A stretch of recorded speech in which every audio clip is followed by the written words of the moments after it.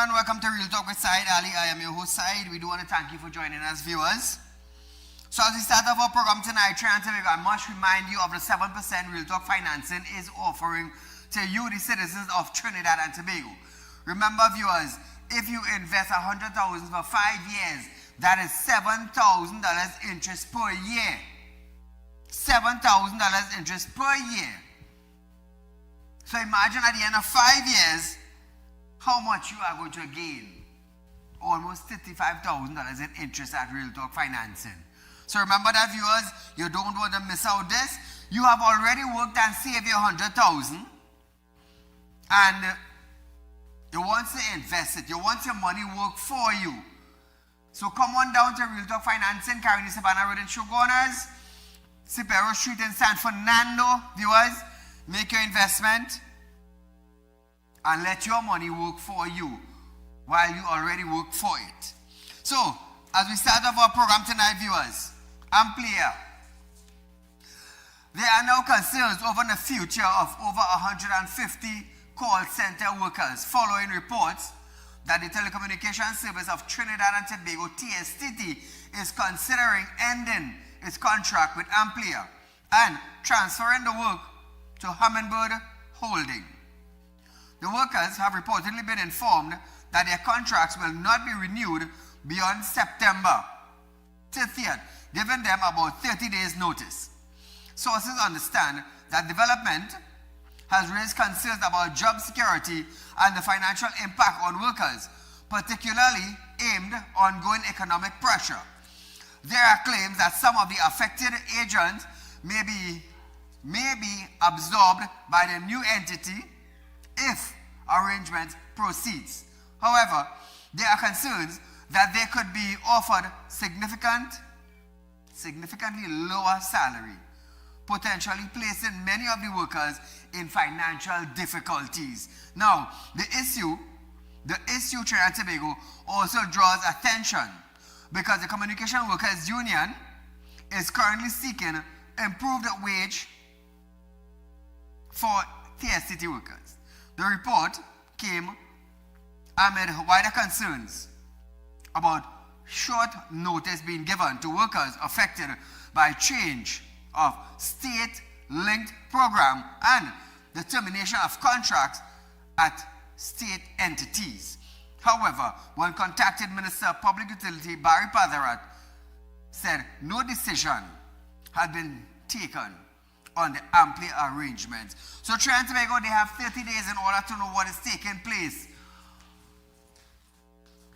Another 150. Will they be home doing nothing? Or are they going to be absorbed into Hummingbird?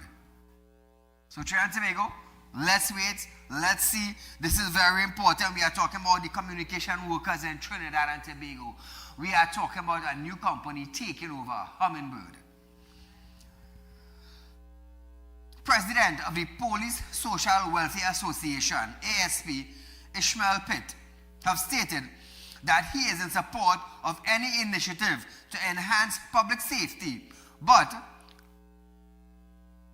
asserted that authorities must ensure repair of existing police infrastructure is completed.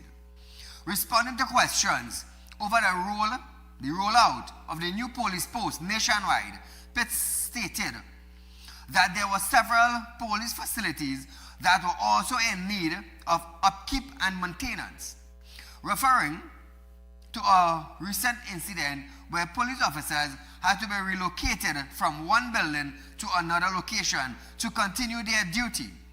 Pitt said established infrastructure should not be neglected.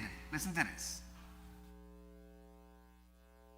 So we have looked at the post and, it looks good. It looks conducive to policing. But we want that the facilities, those standing facilities that presently police officers are functioning within, they also receive that same level of focus.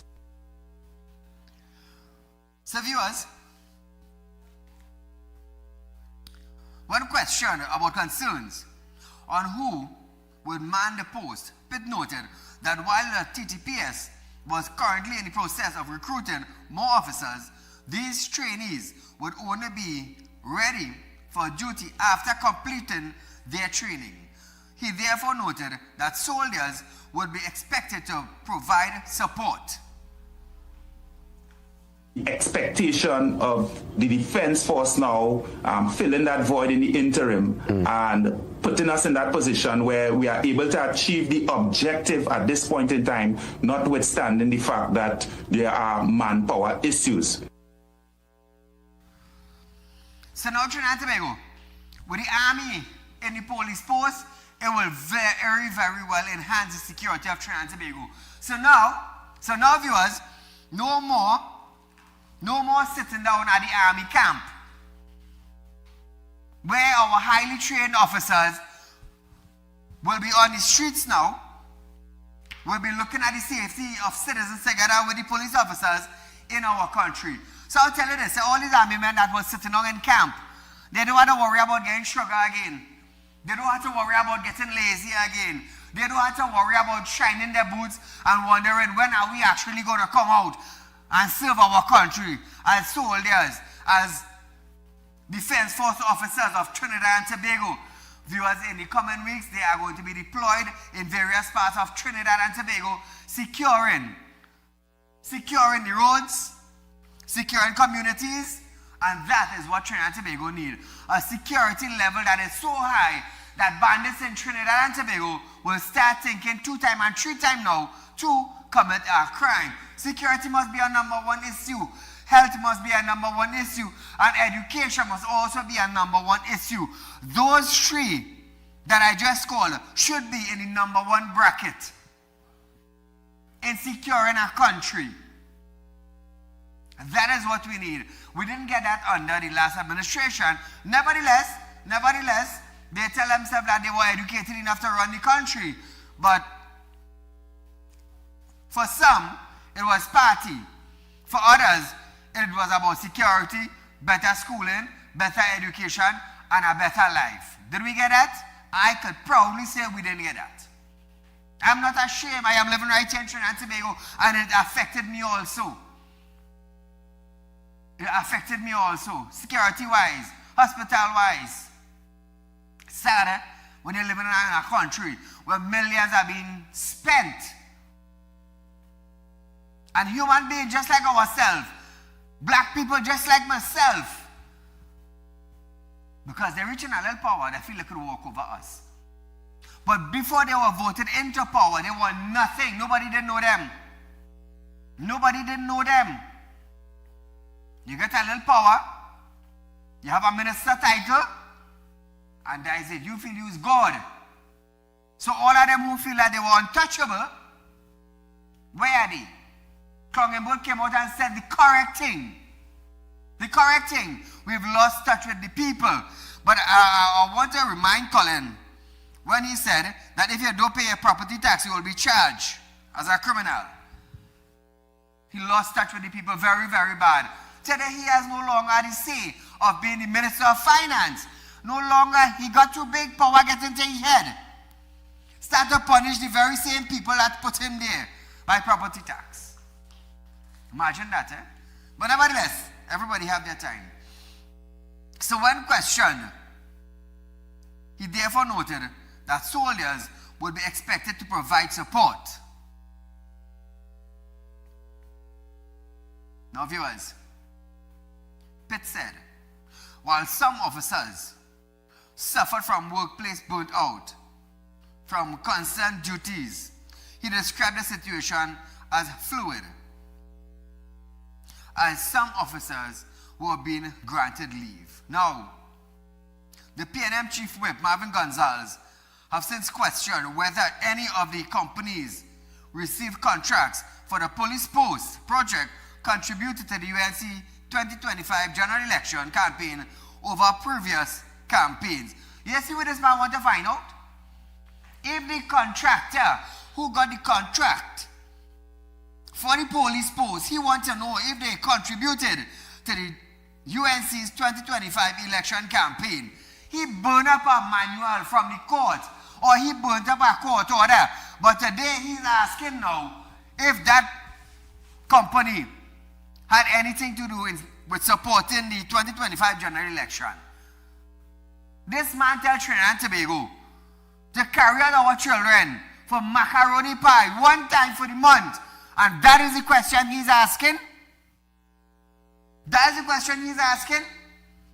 When he stood up on a platform and burnt a court document that asking them answers, no, they want answers. Trinidad and Tobago, listen to this. What you see happening today with the construction of 30 police posts all over the country, I want to ask the UNC whether those contractors that are receiving hundreds of millions of dollars and billions of dollars in contract, whether those contractors contributed to its election campaign in 2025 and in previous elections.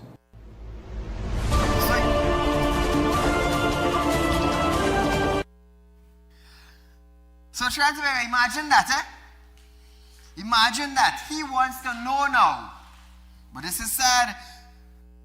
This is really, really sad. Marvin, you ain't easy, you know. You have no shame, boy. You have no shame.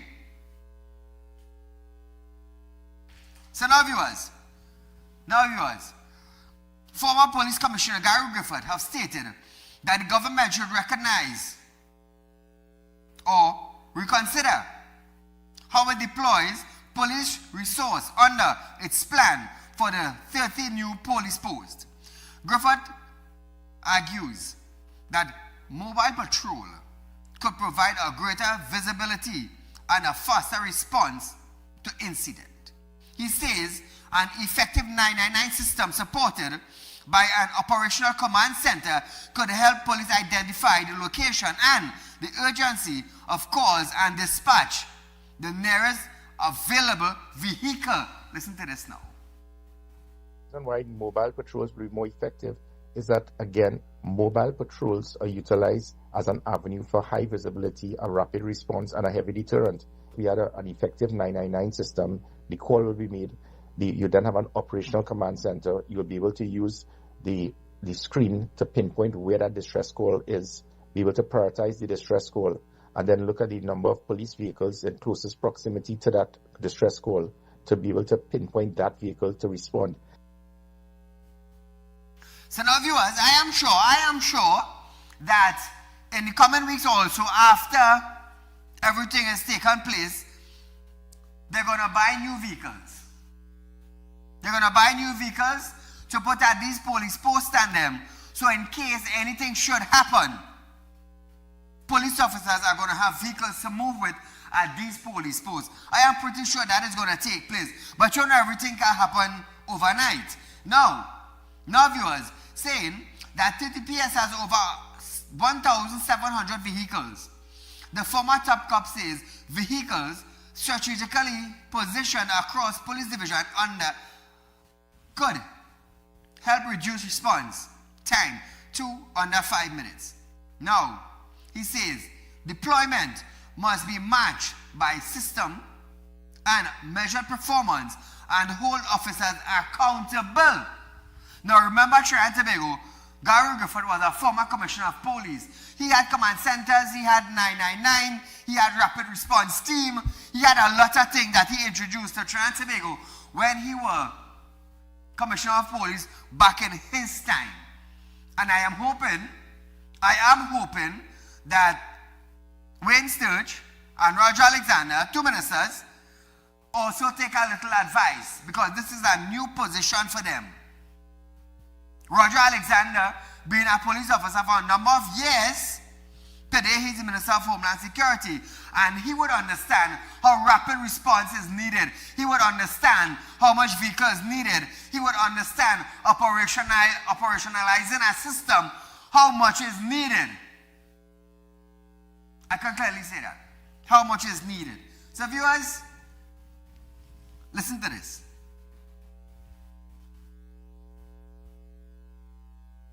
The police service has 1,700 vehicles. The majority of them should be used for operational purposes. They are not. What is required is that we need to put systems to measure performance, make police officers accountable, and to provide systems, as I said, to ensure that rapid response, to ensure that deterrent. A police post has never and could never be used as an avenue for that.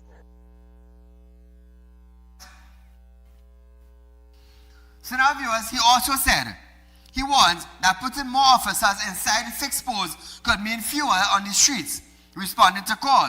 Griffith says the issue is not simply building more police posts, but ensuring officers are visible and a mobile response. So now, viewers, remember, the government has opened up the recruitment centers for police officers. And presently, they will be on post when they are finished their 3 months or 6 months training. In the meantime, Army official, TTDF officers, the Defense Force soldier, the officers will be deployed throughout Trinidad and Tobago to assist police officers in these police posts with rapid response. I am sure about that. They're going to have vehicles when all the police posts is up and running.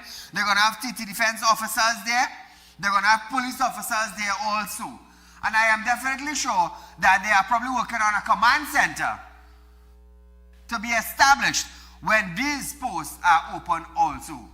So viewers, in the coming weeks, we are going to get more on this and we are going to relate it to you. So viewers, we are going for a short commercial break. Stay locked on. You're watching Real Talk with Saieed Ali.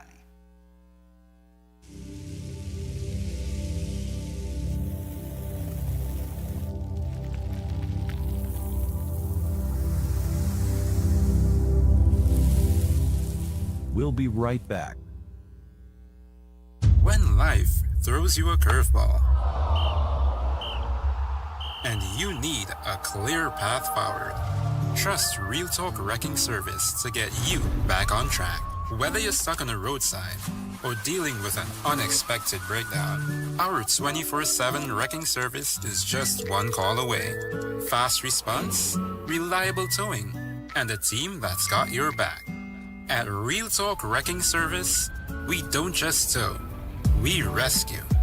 Real Talk Wrecking Service, your lifeline on the road to recovery.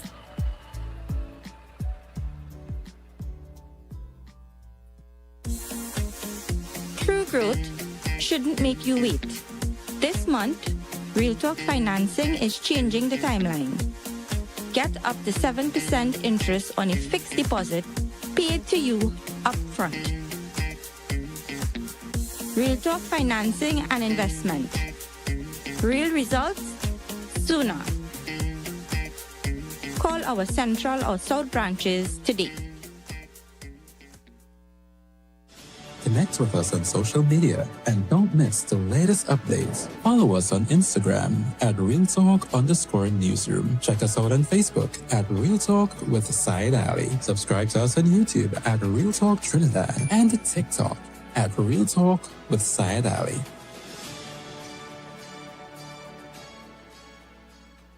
At Real Talk Studios, we dedicate our time to highlight the glaring issues we face within our community.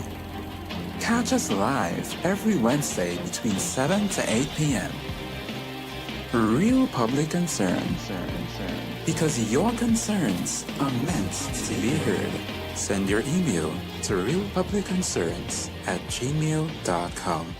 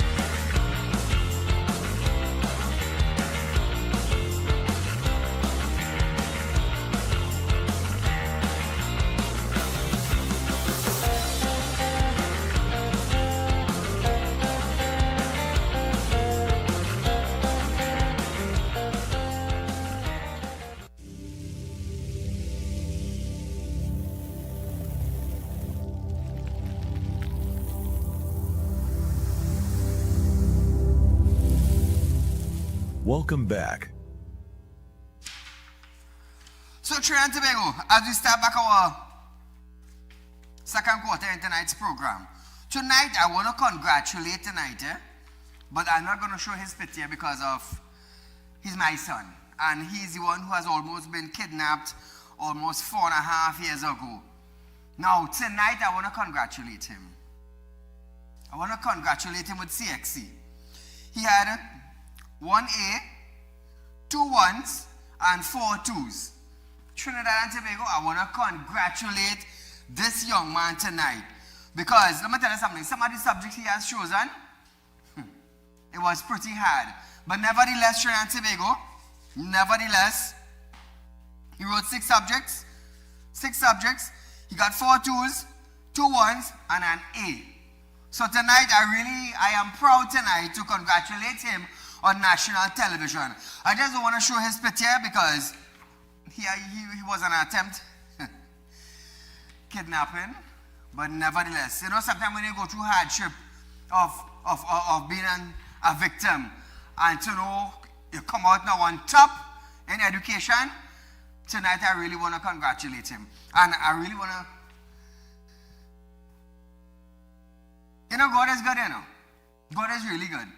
No matter how hard he faced it, God has been good to him. Also, I want to congratulate tonight Jada Nanan. She also got 5 subjects. Trinidad and Tobago, a special congratulations going out to her also. So, all the CSEC students that scored, we want to wish you all the best in your coming future. Those of you who didn't do well, nevertheless, you can always further your studies, but you give it your best. You give it your best. So, all the parents tonight who are celebrating the success of their child, the one that did less fortunate, don't push them down. This is not the end of their life. This is just the beginning. School is over. There are classes all over Trinidad and Tobago. There are schools. There are evening class. They could continue if they want and upgrade their education from there. So don't be the bad parents and kick them down. Don't do that. Don't put them down because they didn't make an A, or they didn't make a 1, or they didn't get 2s, neither 3s. Do not put them down. Their life did not end. That is a test. That is a test after their schooling, and their life has not ended. They're going to continue, they're going to work, they're going to go to evening classes, they're going to do a repeat, and by the grace of God, they may be successful on the other one. So viewers, tonight in our news, President of the Steelworkers Union in Trinidad and Tobago, Mr. Timothy Bailey, have stated that while the news for the restart of the Point Lisa steel plant is welcomed, the celebration comes with a warning. The union has represented workers in the steel industry since 1980 and says history has given its detailed knowledge of the plant operation from production to the movement of finished steel through the port. He added that an attempt to reopen the steel industry must include the workers who built it. Listen to this. The reopening of the steel plant, though,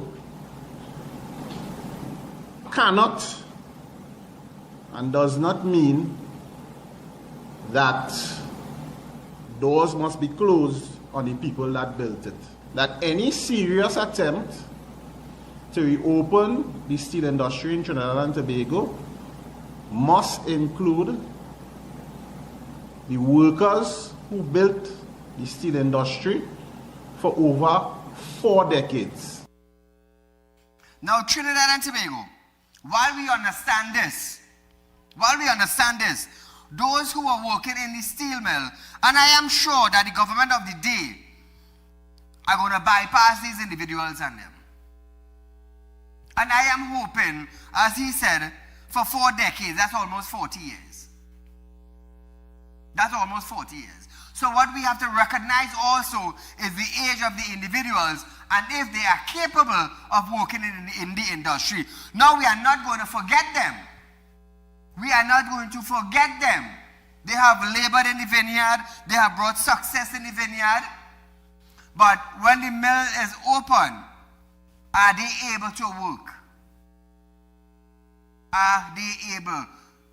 I am not condemning what he is saying, but we understand there's a start and there's a finish.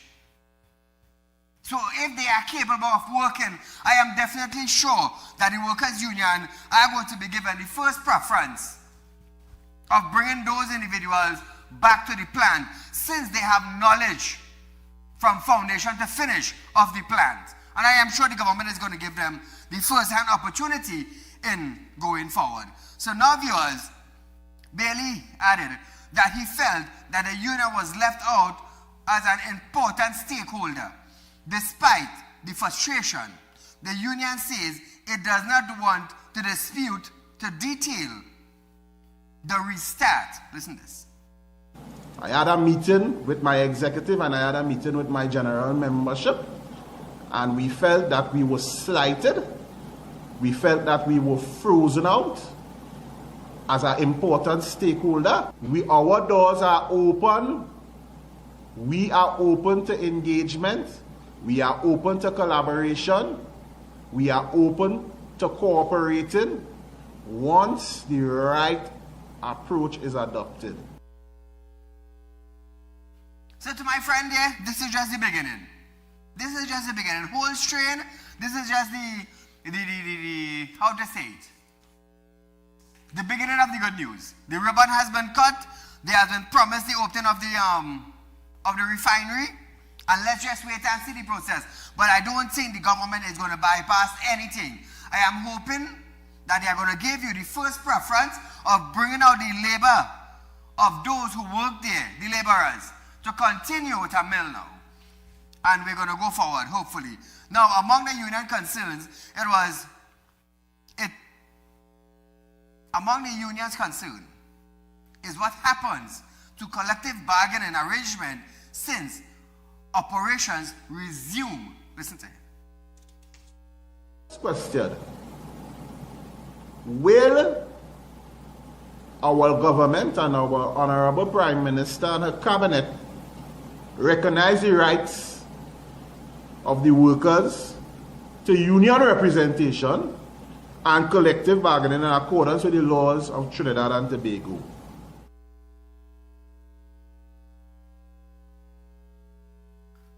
So like I said, viewers, I am sure the government of the day is going to make plans to work with them. Now, Prime Minister Kamala Prasad-Bisesa has since rejected calls by the union for a chance to input in the reopening of the former ArcelorMittal steel plant in Point Lisas by Ibis Steel Company, saying the US-backed company is free to hire any citizen it considered suitable. So my friend, don't give up hope. Don't give up hope. I am certainly sure that when everything is set in place, they're going to have talks with the union, they're going to have talks with the former workers, as they would have the better idea on the functioning of the plant that has been shut down. So I don't think the government is going to walk over them just like that. I believe they're going to get a fair hearing, and well, they're going to move forward from there. Viewers, we are going for a short commercial break. Stay locked on. We'll be right back after this.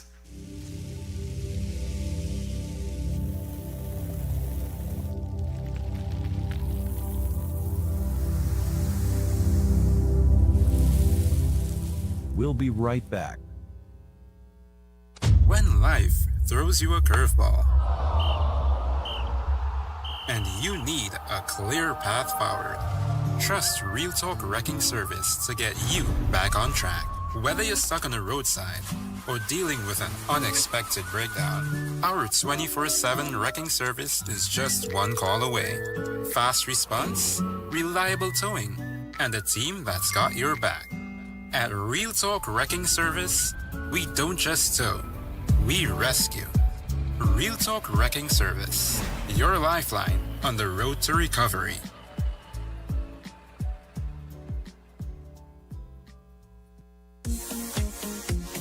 growth shouldn't make you wait. This month, Real Talk Financing is changing the timeline. Get up to 7% interest on a fixed deposit paid to you upfront. Real Talk Financing and Investment. Real results sooner. Call our Central or South branches today. Connect with us on social media and don't miss the latest updates. Follow us on Instagram at RealTalk_Newsroom. Check us out on Facebook at Real Talk with Saieed Ali. Subscribe to us on YouTube at Real Talk Trinidad and TikTok at Real Talk with Saieed Ali.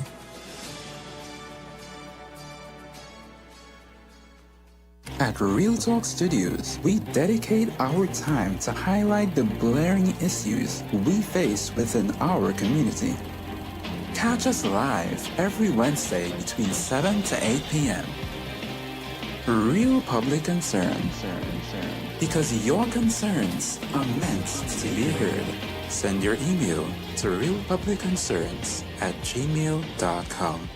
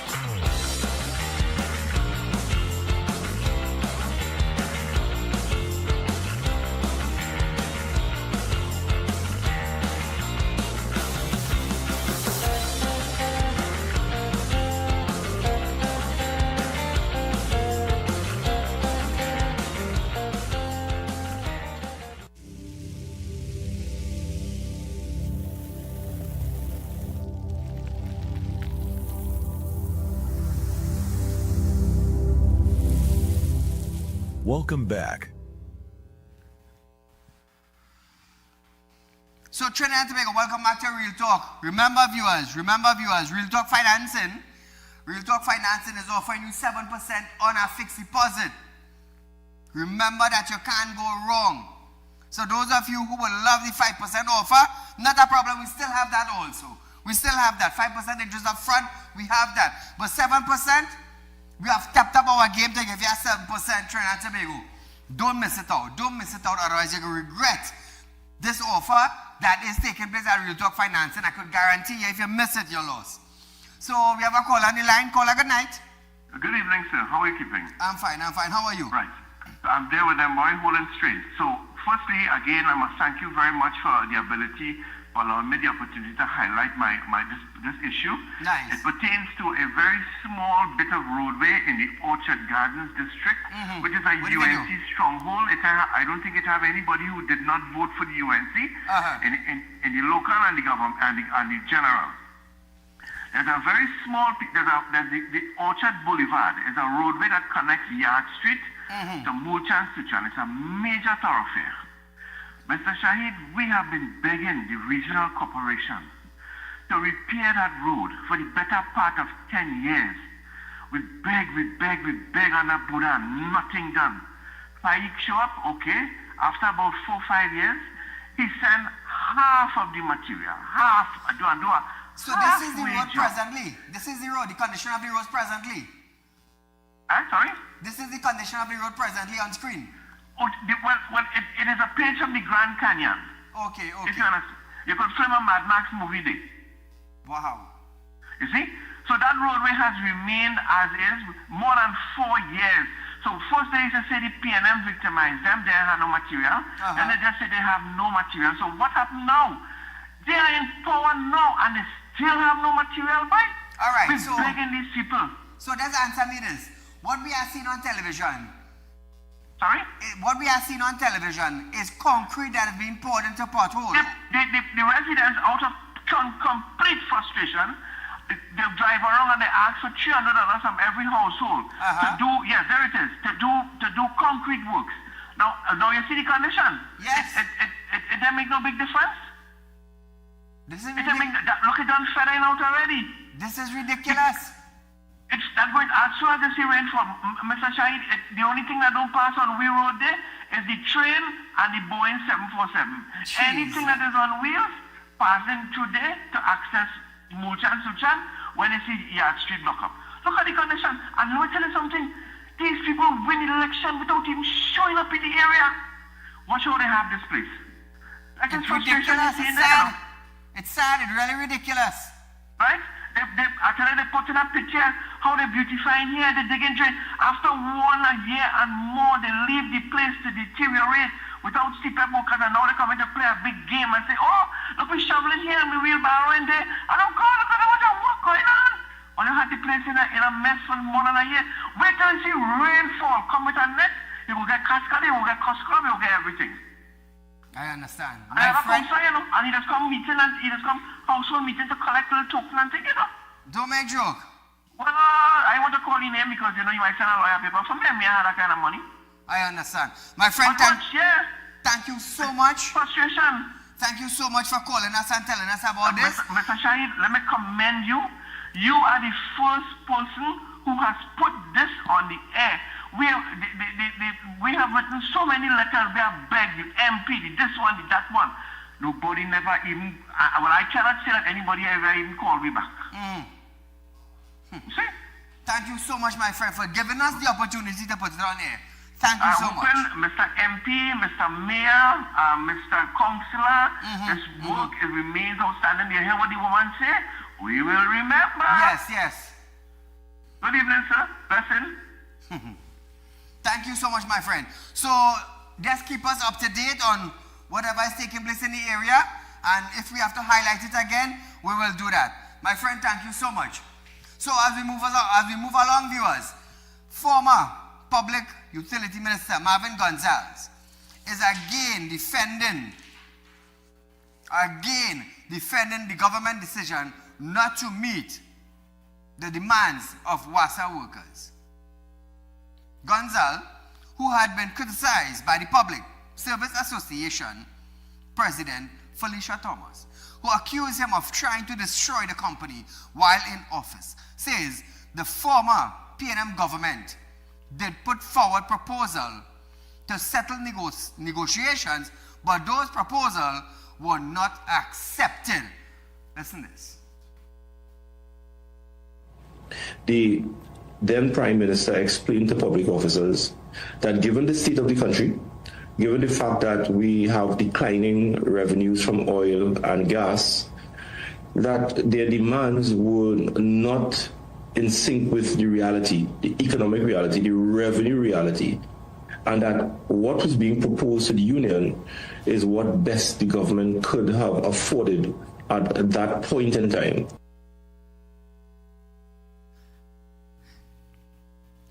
So Trinidad and Tobago, Marvin is saying that they could not afford it.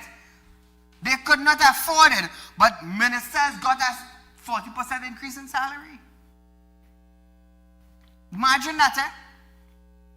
The former Prime Minister got a $50 million increase for entertainment. But they couldn't do it. They couldn't do it. Keep in mind, millions of US dollars went Venezuela. When Stuart Young was there. When Maduro was president in Venezuela. Millions of US went down to Stuart Young. But he said they couldn't do it.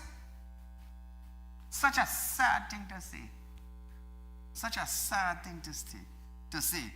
But nevertheless, Gonzalez noted that while the government has committed to moving forward with the settling the 10% wage increase proposal affecting about 2,800 monthly paid WASA workers, the issue of back pay remains outstanding. He said that this was because the government could not afford to pay out millions or billions of dollars. Marvin, all you know, shame in a boy. Listen to this, viewers.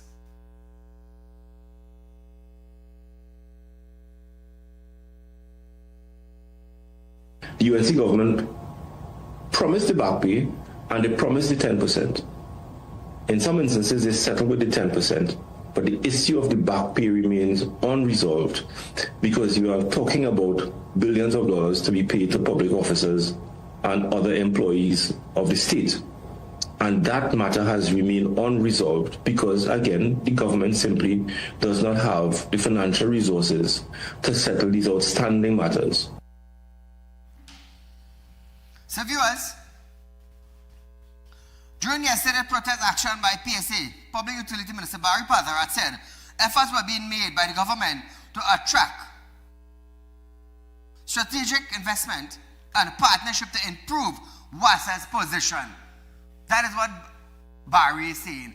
But I don't understand, under the PNM administration, money was spent helter-skelter. Helter-skelter.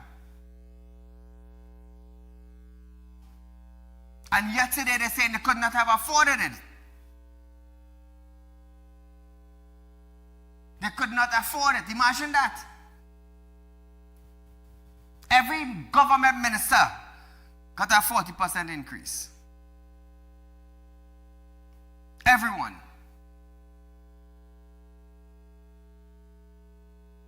They made sure that they were happy and forgot the people who put them there.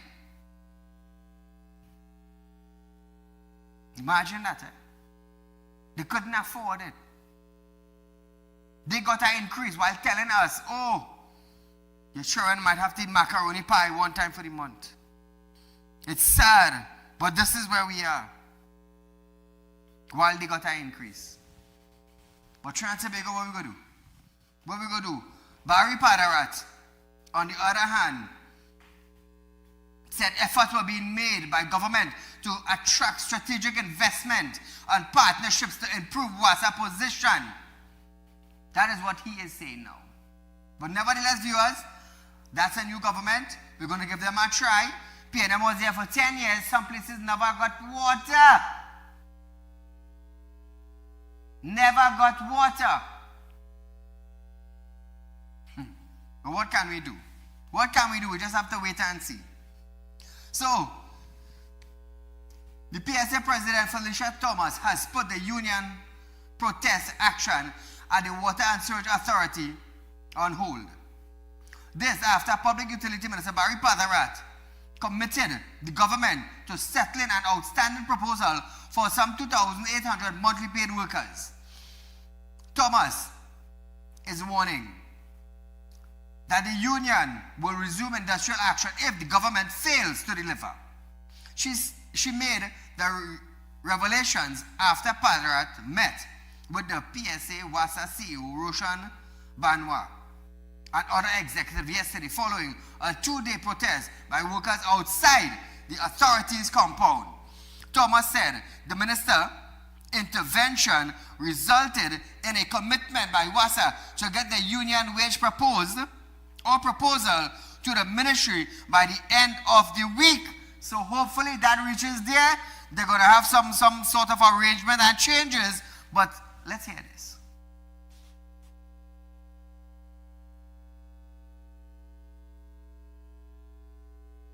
Well, we have the commitment, and if it is not followed through, of course, we continue with the action. But we are hopeful that now with the minister's intervention, that it will go to where it needs to go so that our negotiations can be settled.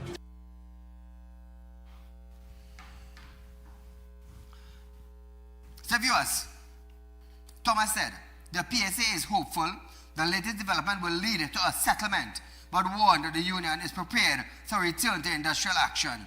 Thomas also rejected the suggestion that the dispute centers solely on the government commitment to a 10% increase.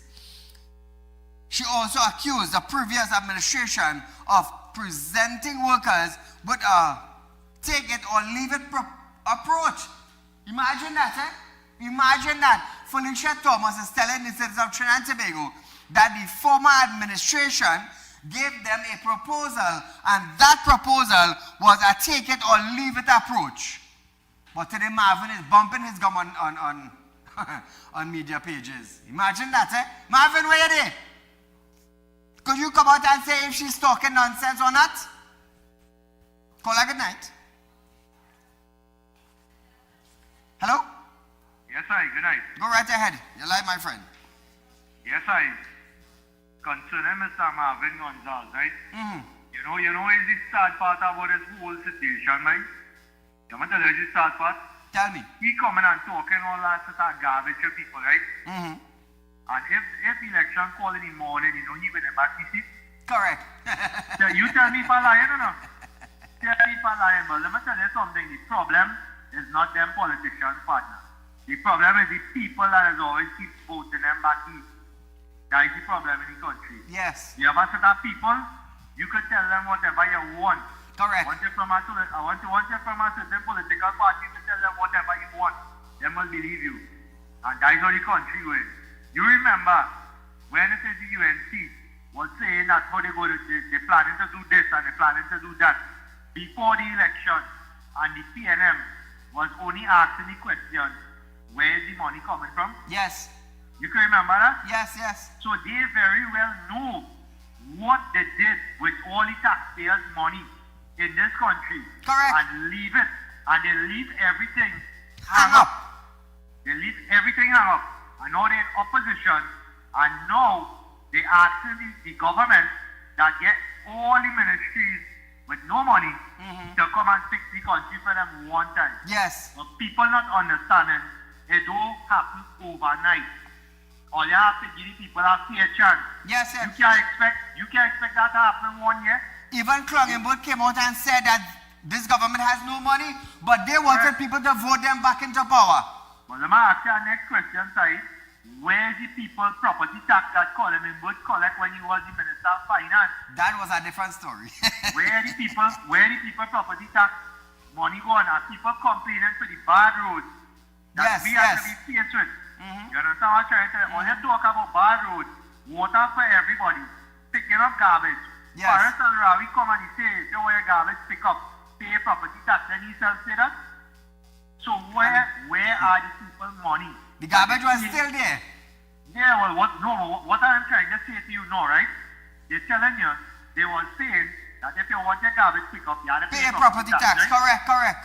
UNC comment the forward now, ain't all the garbage being picked up? Yes. Me pay no property tax? Nope. So I trying to figure out if they were trying to embezzle money from citizens again. You understand what I'm trying to tell? People need to open their eye and see what's going on by side. People need to open their eye and see what's going on. Correct. And your brother, you enjoy your night now. Thank you, my friend. You too. And this is what I've been saying. You vote for a party, yes, nothing wrong with that. But make sure your MP for the constituencies, fix the constituencies. That is what we voted for. You offer up yourself to fix the community. You offer up yourself to make sure we have better security. You offer up yourself to make sure we have better roads. You offer up yourself to make sure the health centers and the recreation grounds and the community center and water and street light. You represent Trinidad and Tobago. You represent your community, but it is not getting better. So why go? Why vote? So I didn't listen to all these past ministers now coming out to comment and make statements. You were there. You were there. Now you're coming out for everything to be fixed. I heard Marcel, one set of demand he asking for.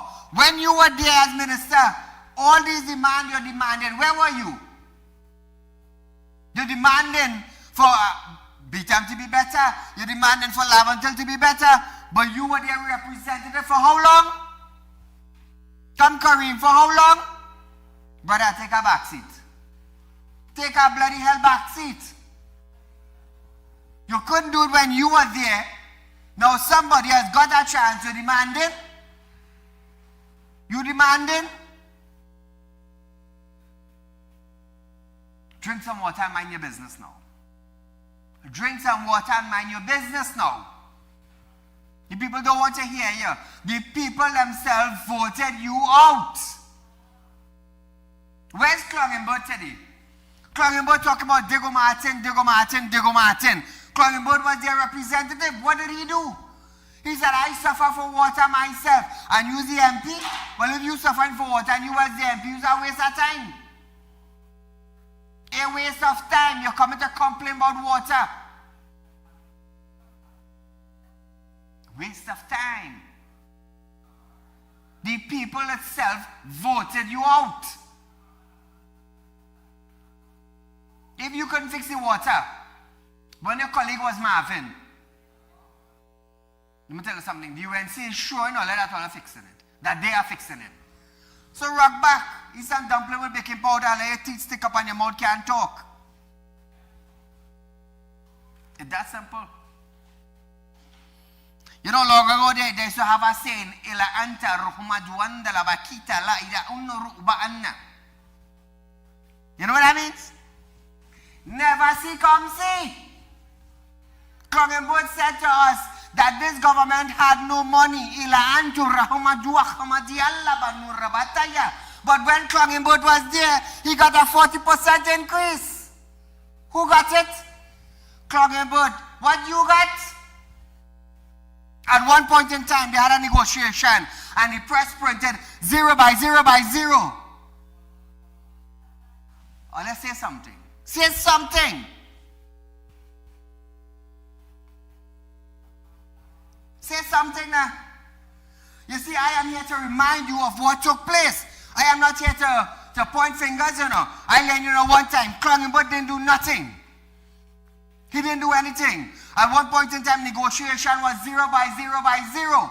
Now we coming to tell Trinidad and Tobago that this government can't do nothing. They have no money. Clongenberg was the Minister of Finance. Money gone missing. Nobody can give an account. $3 billion. Auditor General report. Money missing. No receipts. Privy Council say, how come this man is not being investigated? When Saieed talk, oh Saieed blaming, you're blaming your road fix? They get better water supply? Ask yourself. Call a good night. So ask yourself, Trinidad and Tobago. Look at the change. Let me tell you something. I don't support no political party. I am not affiliated with no political party. But I have been here on air about 9 years now. About 9 years now on television. We never ask for 1 cent, not $1 from anybody to support this program. My company funds this program. I'm the director of my companies. And I just make sure, and I just light my light. I just make sure that Spirit bring money. I just make sure that Spirit work be done. You know why? I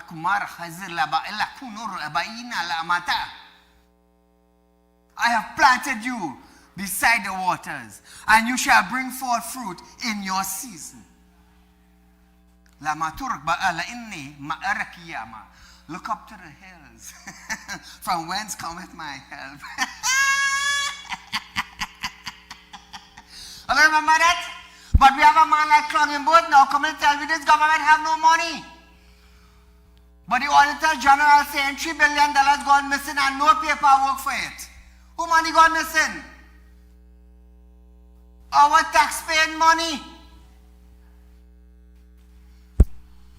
So when I come here, and I lay the truth down for all you. We have videos, we have documentary, back it up. I ain't had to retract nothing. And me had to come and say, well, you know, I had to apologize and I'm feeling sorry. No. 9 years now and we never did it. And for the next 9 years to come, we ain't going to do it.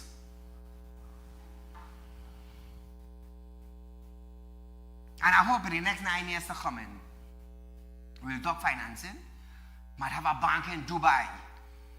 Because after Panama, After Panama, that is where my eye heading.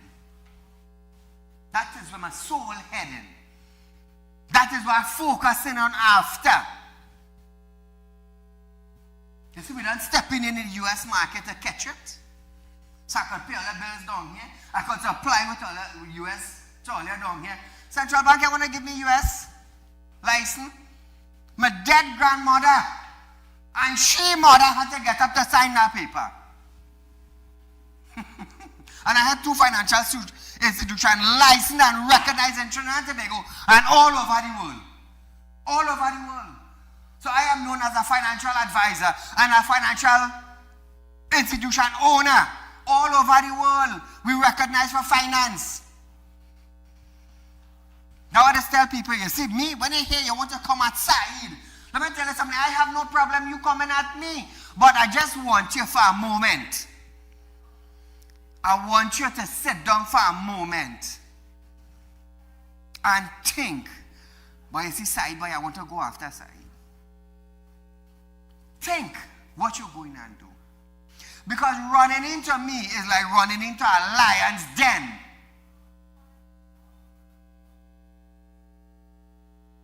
I will sit down and I will watch you get eaten up. That is what I will do. That is why when I come on set, I just be me. I don't pretend to be nobody. I will be me. I am a black Trinidad and Tobago national. I didn't born in a white man country. And I represented Trinidad and Tobago when I stand up here. Not no other country. I represent Trinidad and Tobago, the citizen. I demand betterment for the country. Today I'm the owner of 2 financial institutions. Real Talk Credit Union, Real Talk Financing. Today, Real Talk Financing is giving out the highest interest rate that is being paid in Trinidad and Tobago. We recognize.